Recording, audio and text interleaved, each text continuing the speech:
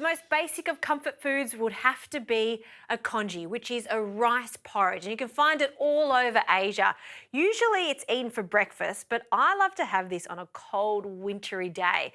And I'm going to show you how to make it with some leftover rice. So my favourite way is to use some jasmine rice. Now, used a really good quality jasmine rice. This one is from Thailand, and it's lightly fluffy. So we're going to get that gorgeous, gluggy, porridge-like consistency which we all love in congee. So in this pot, I've got some stock. This is chicken stock. There's about 1 litre of chicken stock, and I've also added some water. We'll pop the heat onto this and we'll add our leftover rice. Now you just want to give that a stir, and I'm simply going to pop the lid on. I'm not going to add any flavours to it at this stage, and let this cook long and slow. Now what we want is that rice to break down even more and look like that porridge. So this is probably going to take an hour or so. We'll let this cook long and slow, and I'm going to show you how I like to serve it. Okay, this congee has been cooking for a while, and you can see it's completely broken down. It pretty much looks like porridge. It is that rice porridge. I love this.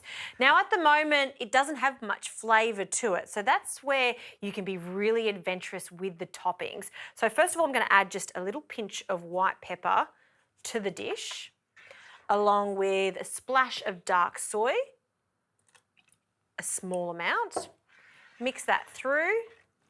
And that's going to season it and also give it a gorgeous golden colour. And we can plate up, so a generous spoonful or two. And some of my favourite toppings to add to my congee would include some delicious chilli oil. This is a crunchy chilli oil. It's got peanuts through it.